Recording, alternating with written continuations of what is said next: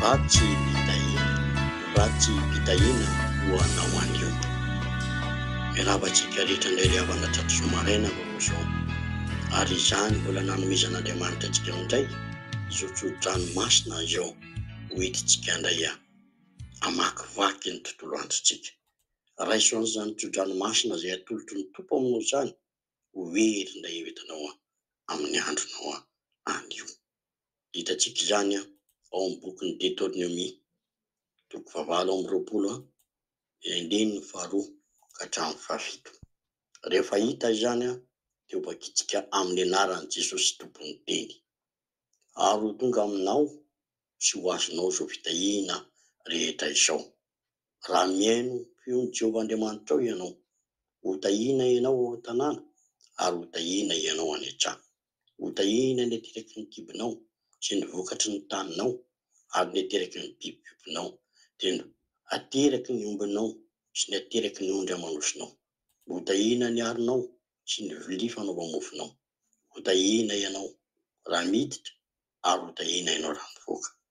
Atolo Jehovah ho resy eo anoloanao ny fahavalo izay mitsangaka hiady aminao, ka lalana iray no ivoahany anatiny anao, fa lalana fito kosa no androsirany hiala eo anoloanao. Amen. Hivavaka isika. Zandry ry Andriamanitra iray, ny alehibiazanao sy ny famindraponao izay mbola nanolotra ilay tsodranomasina indray omenao anay amin'izao maraina vaovao izao.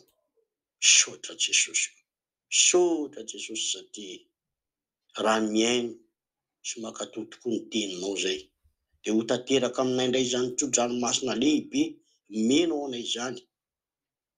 Ho tahina ny ateraky ny kibonay, ho tahina ny zanakay hamakivaky ny tontolo andro, ho tahinao ny asanay, ny vilia fanaovam-mofonay, ho tahinao zavatra rehetra eo amin'ny fiainanay izay rehetra kasainay. Ary indrindra ianao no miteny eo ho atolotra ao hiady aminay ny Satana kanefa tsy harisy anay. Raha lalana iray no entiny hidirana anatona handrava ny fiainanay amin'ity tontolo andro ity, na ny loza izany, na ny sakasakana izany, na ny blokazy izany, tsy ho fambiazana ny tontolo andronay.